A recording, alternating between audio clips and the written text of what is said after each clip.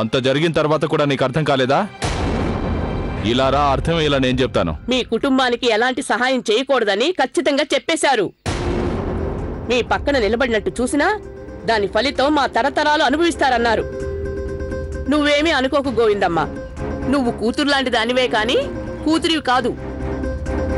ఆ ధాన్యం అక్కడ పెట్టేసి ఇక వెళ్ళు. ఎవరికంటైనా పడితే లేనిపోని చిక్కులు వస్తాయి. కానీ పిన్నమ్మ, పంచాయతీలో మీరు నాట్యం చేయకూడదనేక శిక్ష విధించారు. ఎవరు మాకు సాయం చేయకూడదని అలా ఏమీ అనలేదుగా. పంచాయతీ అయిపోయిన తర్వాత మా అందరికీ నీ సవితైన సరోజిని అమ్మగారు నీకు సహాయం చేయకూడదని ఆదేశాలిచ్చారు. ఆ తరువాత కూడా అమ్మగారి మనుషులు కొంతమంది వచ్చి అందర్నీ బెదిరించి మరీ వెళ్లారు. నీకు సహాయం చేస్తే అది కోరి కొంప ముంచుకోవడంతో సమానం. ఎవరు బెదిరించారు? నేనే బెదిరించాను.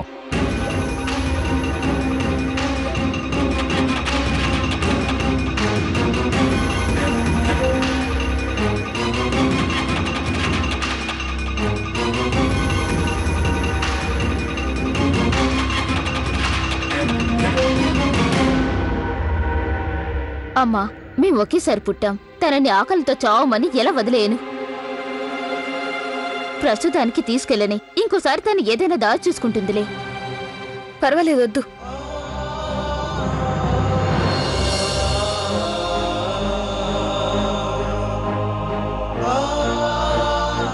నా వల్ల నువ్వు చిక్కుల్లో పడ్డం నాకిష్టం లేదు.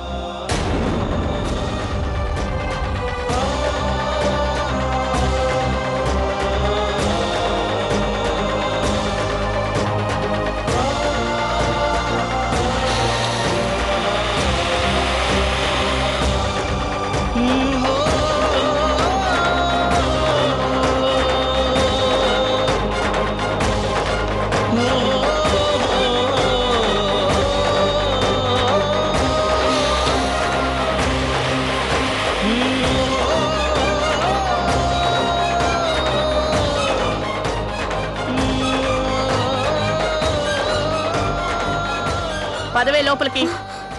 అమ్మా, అది కాదు.